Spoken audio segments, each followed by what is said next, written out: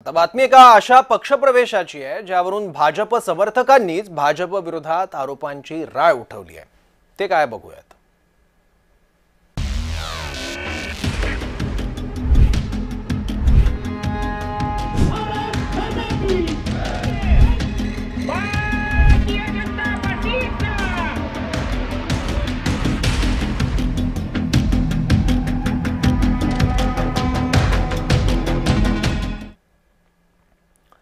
पालघर साधू हत्याकांड प्रकरणी ज्या काशीनाथ चौधरींवर भाजपने आरोप केले होते त्याच चौधरींना भाजपने पक्षात प्रवेश दिला।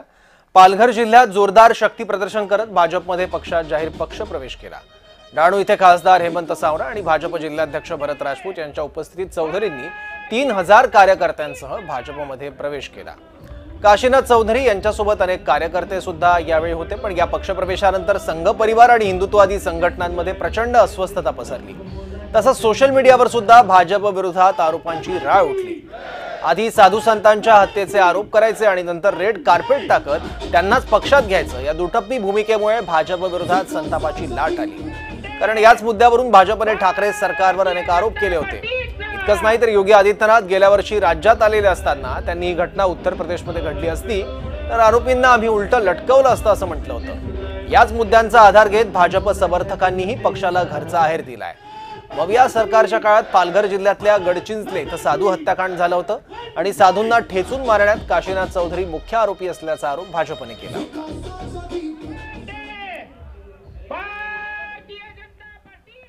हा जो काही निर्णय या ठिकाणी झालेला आहे तो लोकल स्तरावर घेतलेला आहे, पण तरीही मी माहिती घेतली, मलाही ज्यावेळेस तो निर्णय समजला, एकतर हे जे आरोप लावतायत कालपर्यंत त्यांच्यासोबत होते तर त्यांनी आरोप लावले नाहीत, तोपर्यंत ते चांगले होते।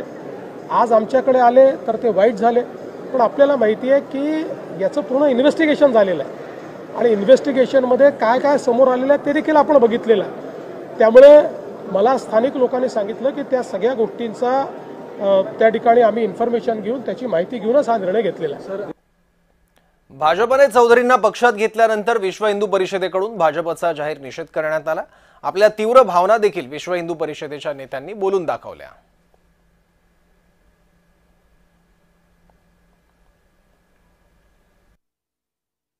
स्थानिक नेत्यांनी केलेली ही कृती ही पूर्णपणे निषेधार्ह आहे।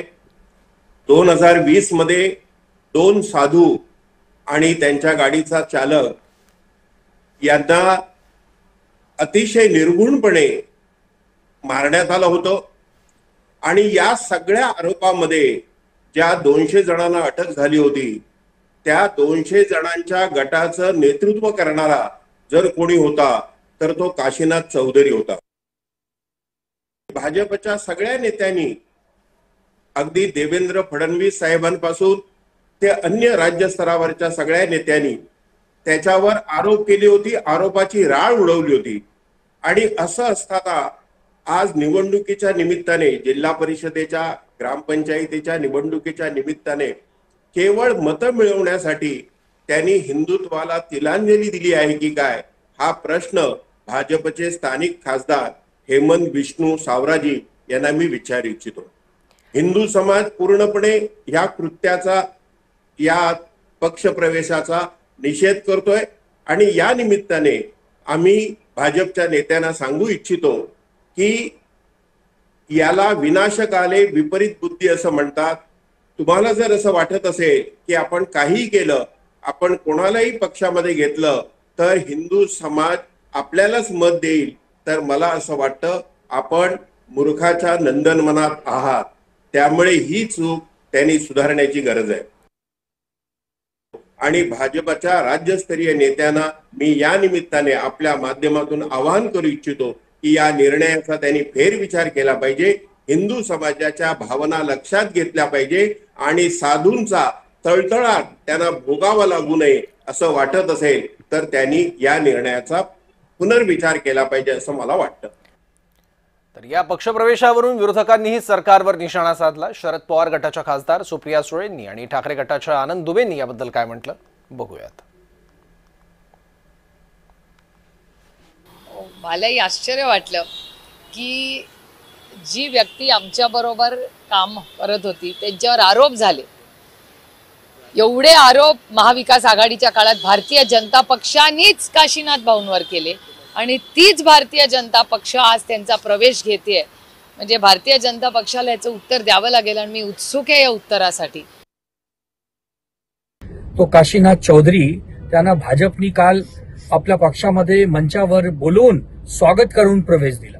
जेव्हा आम्ही सगळं विरोधक, खास करून आमची शिवसेनानी विरोध केला की हे काय चाललंय, म्हणजे जे आमचे साधू संतांचे हत्यारे आहेत त्यांना तुम्ही भाजपमध्ये का घेताय, त्या सगळ्या बघून आज रवींद्र चव्हाण जे भाजपचे महाराष्ट्राचे अध्यक्ष आहेत त्यांनी आनंद फानंदमध्ये एक नोटीस जारी केलेलं आहे डहाणूच्या अध्यक्षला की ह्यांना तुम्ही काढून टाका, स्थगिती द्या, म्हणजे तुम्ही यांना स्टे द्या ह्या पदाच्या. अरे तुमच्यामध्ये जर हिंमत असेल तर त्या काशीनाथ चौधरींना फाशीवर टाका ना. सोशल मीडियावर भाजपकडून झालेल्या या पक्षप्रवेशावर प्रचंड टीका झाल्यावर भाजपला उपरती झाली. या रोषाची दखल घेत भाजपने या पक्षप्रवेशाला स्थगिती दिली आहे. भाजपचे प्रदेशाध्यक्ष रवींद्र चव्हाण यांनी जिल्हाध्यक्षांच्या नावाने एक पत्रक काढत या पक्षप्रवेशाला स्थगिती दिली आहे. त्या पत्रकात नेमकं काय म्हटलंय ते बघूयात.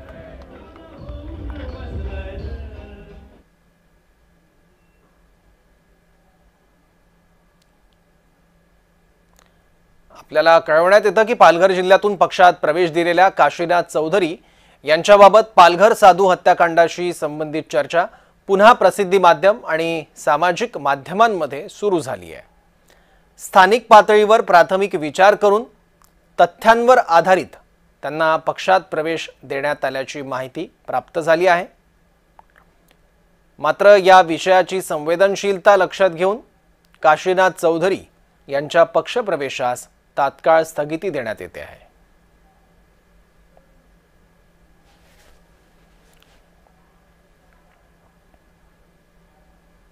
राष्ट्रवादी शरद पवार गटाचे आमदार रोहितजी पवार हे राजकारणातली नीच पातळी गाठत आहेत.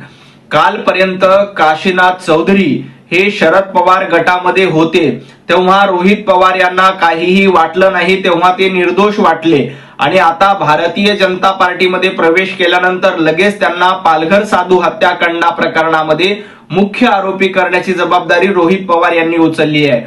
खरं तर काशीनाथ चौधरी यांचं कुठल्याही चार्जशीट मध्ये नाव नाही. सीआयडी, सीबीआय किंवा पोलिसांनी तपास केलाय, त्याच्यामध्ये कुठेही काशीनाथ चौधरी यांचा आरोपी म्हणून उल्लेख देखील नाही. तर भाजप प्रदेशाध्यक्षांना अखेर जाग आली आहे आणि त्यांनी एक पत्रक काढलंय आणि डहाणूमधल्या भाजप नेत्यांना या पक्षप्रवेशावर स्थगिती आणण्याचे आदेश दिले आहेत. याबद्दल बोलण्यासाठी वरिष्ठ पत्रकार अविनाश पाठक आता आपल्या सोबत आहेत. अविनाश सर, आज जो प्रकार घडला आहे, एकाच दिवसात त्या चौधरीला पक्षात प्रवेश देण्यात आला आणि त्यानंतर लगेच प्रवेशावर 24 तासाच्या आत स्थगिती सुद्धा आणण्यात आली आहे. तुम्ही याच्याकडे एक वरिष्ठ पत्रकार म्हणून कसं बघता? काय आहे, सध्या भाजपमध्ये जे काही चालू आहे, म्हणजे जो कोणी दिसेल त्याला इनकमिंग द्यायचं, मग त्याचं बॅकग्राऊंड तपासायचं नाही, काही नाही. मग कित्येक जण मागे मी या संदर्भात एक लेखमालिका लिहिली होती की हे सगळे येणारे ऑन डेप्युटेशन येत असतात दुसऱ्या पक्षातून, 5-7 वर्ष तुमच्याकडे राहतात आणि पुन्हा आपल्या पक्षात परत जातात. असेही प्रकार घडले आहेत. आणि आज भाजप सारख्या पार्टी विथ अ डिफरन्स या पक्षाने सुद्धा ही साधनशुचिता काहीशी सोडली आहे असं दुर्दैवाने म्हणावं लागते. या संदर्भात म्हणजे भाजपचा जो काही मातृसंस्था जी आहे भाजपची, संघ परिवारातून सुद्धा बऱ्याच गोष्टींबाबत नाराजी व्यक्त होते. पण सध्या भाजप जो कोणी येईल त्याला पक्ष बळकट करायला आणि निवडून आणायला पक्षप्रवेश देत असतात. हे काशीनाथ चौधरींचं प्रकरण तसंच झालं असावं हे प्रायमॅफसी वाटते. मुळात त्यांच्यावर पालघरच्या साधू हत्याकांडाचे आरोपी आहेत ते असं म्हटलं गेलेलं आहे. त्यामुळे अशा आरोपीला पक्षात स्थान देणं हे कुठेतरी चुकीचंच आहे. पण सर, एखादा राजकीय पक्ष जनतेला आणि लोकांना इतका कसा गृहीत धरू शकतो? म्हणजे आधी यांनीच आरोप करायचे गंभीर एखाद्या व्यक्तीवर आणि मग त्याला क्लीन चिट देत पक्षात पायघड्या टाकत घ्यायचं, हे चुकीचंच आहे. हे अतिशय चुकीचं आहे. यापूर्वी सुद्धा म्हणजे ज्यावेळी अजित पवारांना देवेंद्र फडणवीसांनी 2023 मध्ये आपल्यासोबत घेतलं त्यावेळेसही भाजपच्या अनेक समर्थकांनी कुठेतरी नाराजी व्यक्त केली होती. पण त्यावेळी देवेंद्र फडणवीसांनी शाश्वत धर्म आणि आपद धर्म असं उदाहरण देत आपल्या कृत्याचं समर्थन केलं होतं. पण असं आहे आपद धर्म कुठपर्यंत आणि तुम्ही ज्यांच्याशी आता युती करता किंवा ज्यांना पक्षात घेता आहे पायघड्या घालून ते तुमच्याशी किती एकनिष्ठ राहणार आहे बरोबर याचा विचार केला. मला आठवते मागे नागपूर अधिवेशनात दरवर्षी भाजपचे सगळे आमदार रेशीम बागेत हेडगेवारांच्या समाधीचं दर्शन घ्यायला जातात. त्यावेळी काँग्रेसमधून आलेले 2-3 आमदार गेले नव्हते. त्याच्यावर प्रचंड नाराजी झाली होती आणि ते आमदार नंतर पुन्हा पक्ष सोडून आपल्या मूळ पक्षात परत गेले. हे कुठेतरी चुकीचंच आहे ना. याच्यावर पक्षांनी सिरियसली विचार करायला हवा हे माझं प्रांजळ मत आहे. ठीक आहे ठीक आहे सर. आणखी एक विषय आहे ज्याबद्दल मला तुमच्याकडून विश्लेषण तुमचं ऐकायचं आहे. मी प्रेक्षकांना ती बातमी सांगतो आणि परत एकदा तुमच्याकडे येतो. हां